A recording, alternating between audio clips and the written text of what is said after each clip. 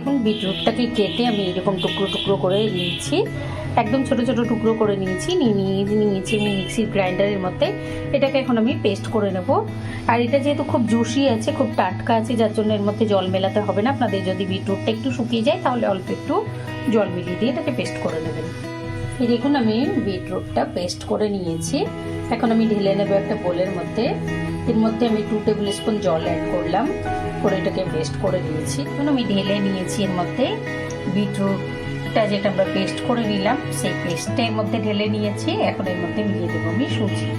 Beetroot পেস্টটা আমি রেখে দিয়েছি পাশে, আর এর মধ্যে নিয়ে নেবো আমি সুজিটা। তো এখানে নিয়ে নিয়েছি আমি 1 কাপ সুজি। এখানে আমি 220 গ্রাম মতো সুজি নিয়েছি।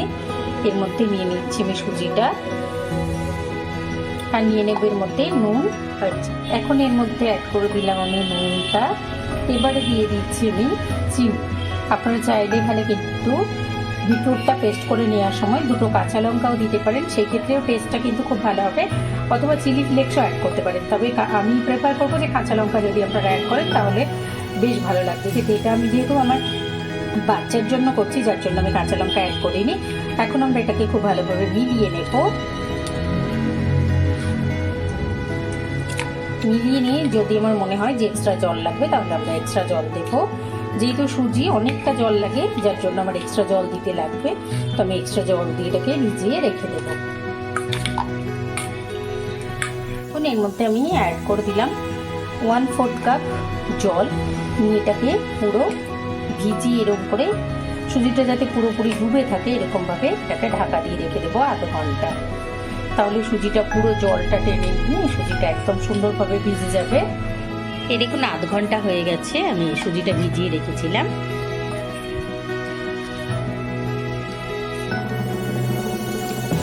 এটা খুব ভালোভাবে ভিজে গেছে, বিটরুটটার সঙ্গে মিশে গেছে।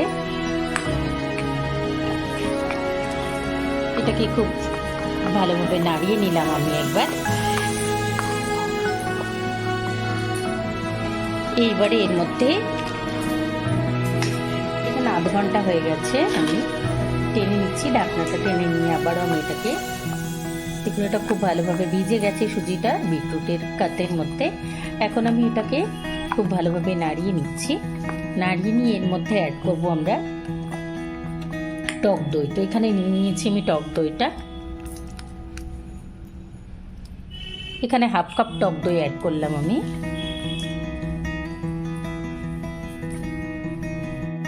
এই দেখুন আমি এর মধ্যে 1/2 কাপ টক দই অ্যাড করলাম, দুবারে আমি অ্যাড করলাম টক দইটা। আমরা ঠিক যতটা সুজি নিয়েছি তার অর্ধেকটা নেব টক দইটা। তো আমি অল্প অল্প করে 1/2 কাপ মিলিয়ে দেবো পুরো টক দইটার মধ্যে, আর এটাকে খুব ভালোভাবে মিশিয়ে নেব।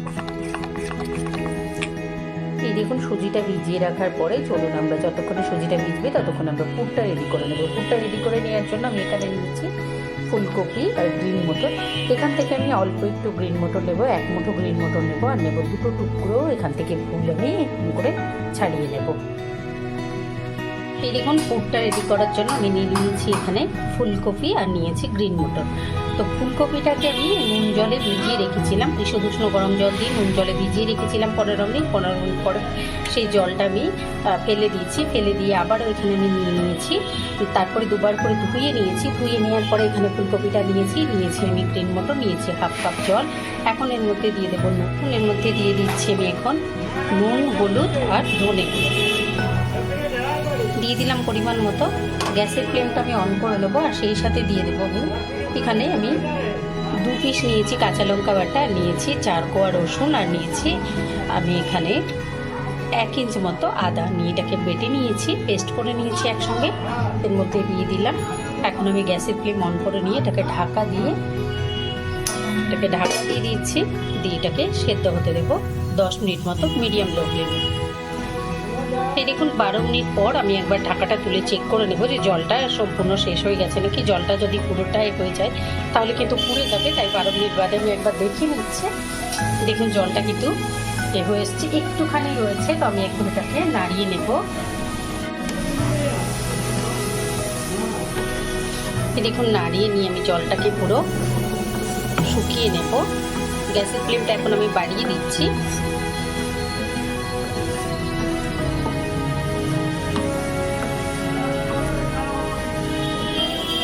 গ্যাসের ফ্লেমটা বাড়িয়ে দিয়ে পুরো জলটা শুকিয়ে নেব। গ্যাসের ফ্লেমটা বাড়িয়ে দিয়ে 2 মিনিটের মধ্যে আমি পুরো জলটা শুকিয়ে নিয়েছি। এখন আমি এটাকে ঢেলে নেব। একটা পাত্রের মধ্যে নিয়ে আমি এটাকে তেলের মধ্যে দেব। তো ঢেলে নিয়ে আমরা এটাকে ফুলকপি গ্রিন মটরটা আমি ভাপিয়ে নিয়ে নামিয়ে রেখেছি। এখন নিয়ে নিয়েছি আমি একটা মিডিয়াম সাইজের পেঁয়াজ কুচিয়ে নিয়েছি একটা শুকনো লঙ্কা, একটা নিয়েছি ননস্টিকের কড়াই। গ্যাসের ফ্লেম অন করে নিয়ে এখন আমি দিয়ে দিয়েছি, কড়াইটা বসিয়ে দিয়েছি। এর মধ্যে নিয়ে নেবো আমি সর্ষের তেল। আমি সর্ষের তেল দিয়ে পুরটা রেডি করে নিচ্ছি, আপনারা চাইলে কিন্তু সাদা তেল দিয়েও করে নিতে পারবেন। আমি 1 টেবিল স্পুন তেল নিয়ে নিলাম, নিয়ে এটাকে একটু ভাজা ভাজা করে নেব।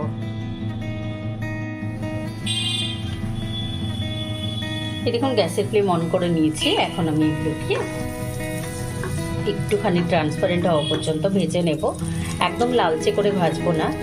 আর এর মধ্যে দিয়ে দেবো আমি একটুখানি নুন, তাহলে খুব তাড়াতাড়ি এটা ট্রান্সপারেন্ট হয়ে যাবে পেঁয়াজটা।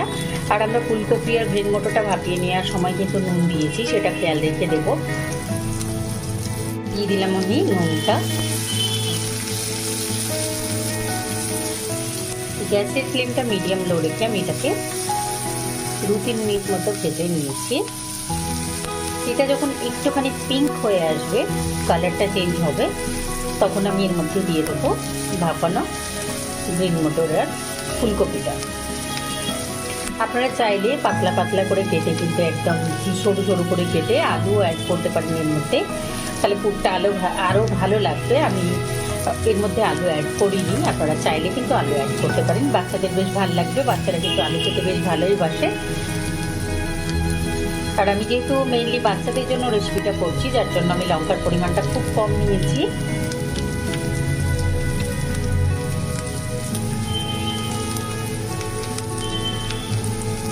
দেখুন এটাকে 2 থেকে 3 মিনিট মতো ভেজে নেওয়ার পরে এর মধ্যে দিয়ে দিলাম আমি রসুন বাটা। এর মধ্যে আমি 10 থেকে 12টা কোয়া রসুন আর 4টে কাঁচা লঙ্কা বেটে নিয়েছিলাম, সেইখান থেকে আমি 1/2 টিস্পুন নিলাম, এর মধ্যে অ্যাড করলাম।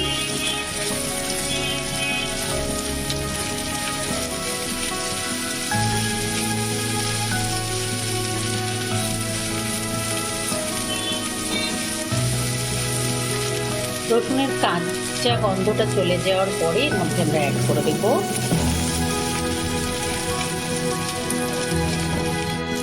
দিলাম আমি একটুখানি আদা বাটা, 1/4 টিস্পুন আদা বাটা অ্যাড করলাম।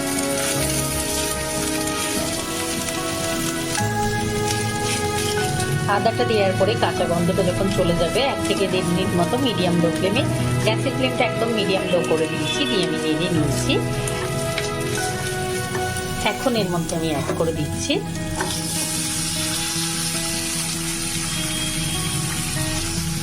গ্রিন মটর আর ফুলকপিটা।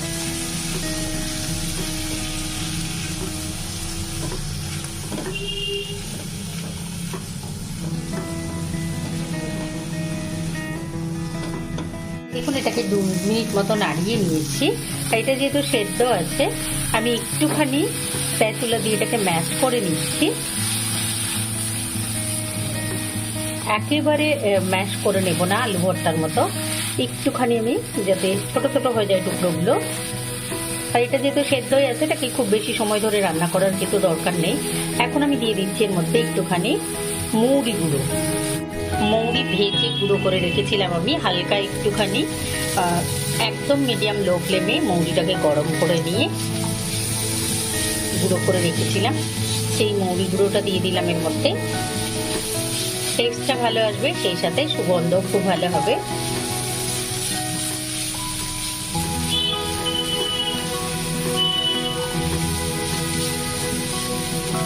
দেখুন মৌরি গুঁড়োটা দেওয়ার পরেও আমি 1 থেকে 1.5 মিনিট মতো মিডিয়াম লো ফ্লেমে নাড়িয়ে নিয়েছি। এটা এখন দেখুন একদম রেডি হয়ে গেছে। তো আমি এখন এটাকে গ্যাসের ফ্লেম অফ করে দেব, নিয়ে রেখে দেব। এটাকে সাইডে রেখে দিয়ে চলুন আমরা এবার ব্যাটারটা রেডি করে নিই। যে ব্যাটারটা আমরা সুজি দিয়ে ভিজিয়ে রেখেছিলাম,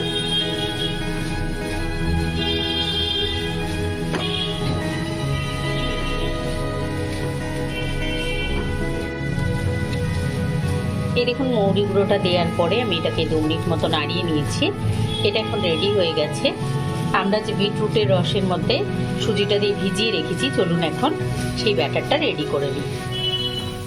পুর আমাদের রেডি হয়ে গেছে, গ্যাসের ফ্লেম অফ করে দিয়ে এটাকে এখন রেখে দেবো ঠান্ডা হওয়ার জন্য।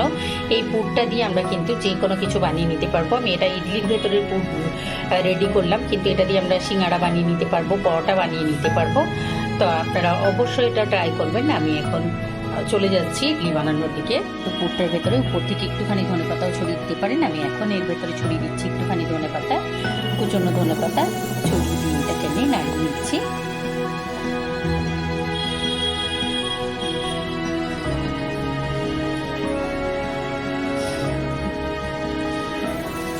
এটাকে রেখে দিচ্ছি ঠান্ডা হওয়ার জন্য।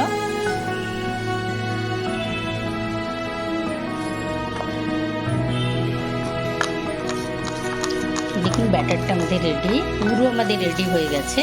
তো এখন এর মধ্যে আমি দিয়ে দিচ্ছি, এই দেখুন এখন এই ব্যাটারের মধ্যে দিয়ে দিচ্ছি আমি ইনো। আমি ইনোর একটা গ্রিন প্যাকেট নিয়েছি, আপনারা যে কোনো প্যাকেট নিতে পারবেন। আমি অল্প একটু ইনো দিয়ে দিচ্ছি এর মধ্যে, দিয়ে এটাকে খুব ভালোভাবে মিশিয়ে নিচ্ছি।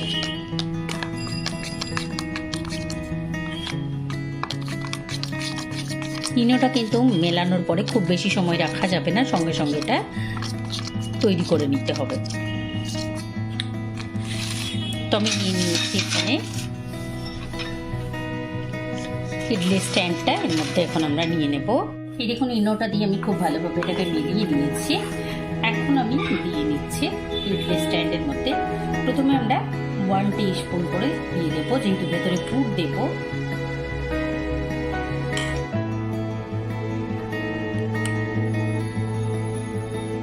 এইবারে আমি দিয়ে দিচ্ছি পুরটা।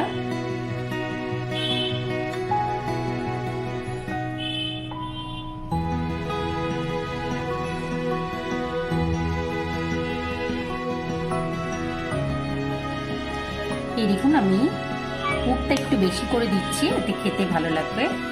এবারে এরকমভাবে পুরটা দেওয়ার পরে আবারও আমি দিয়ে নেব ব্যাটারটা।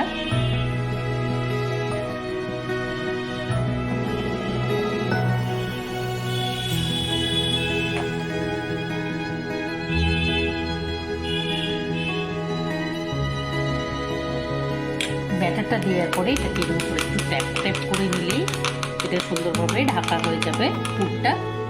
স্ট্যান্ডের ভিতরে সমস্তটা দিয়ে আমি ইডলি স্ট্যান্ডটা অ্যারেঞ্জ করে নিয়েছি। এখন আমরা এটাকে ভাপিয়ে নেব। ভাপিয়ে নেওয়ার জন্য চলুন আমরা গ্যাসের কাছে চলে যাই। দেখুন ইডলিটা ভাপিয়ে নেওয়ার জন্য আমি এখানে নিয়ে নিয়েছি একটা স্টিলের ডেকচিটার মধ্যে আমি নিয়েছি জলটা 10 মিনিট আগে দিয়েছিলাম আমি, একদম মিডিয়াম লো ফ্লেমে। এটা এখন ফুটতে শুরু করেছে। তো এখন এর মধ্যে আমি ঢুকিয়ে দেবো স্ট্যান্ডটা ঢোকানোর আগে আমি একটুখানি ট্যাপ ট্যাপ করে নেব। দেখুন এর ভিতরে এখন দিয়ে দিচ্ছি আমি ইডলি স্ট্যান্ডটা ঢুকিয়ে দিয়ে এটাকে আমি ঢাকা দিয়ে রেখে দেবো 10 থেকে 12 মিনিটের জন্য। এই দেখুন 12 মিনিট হয়ে গেছে। তো আমি ঢাকাটা আস্তে আস্তে টেনে নিচ্ছি।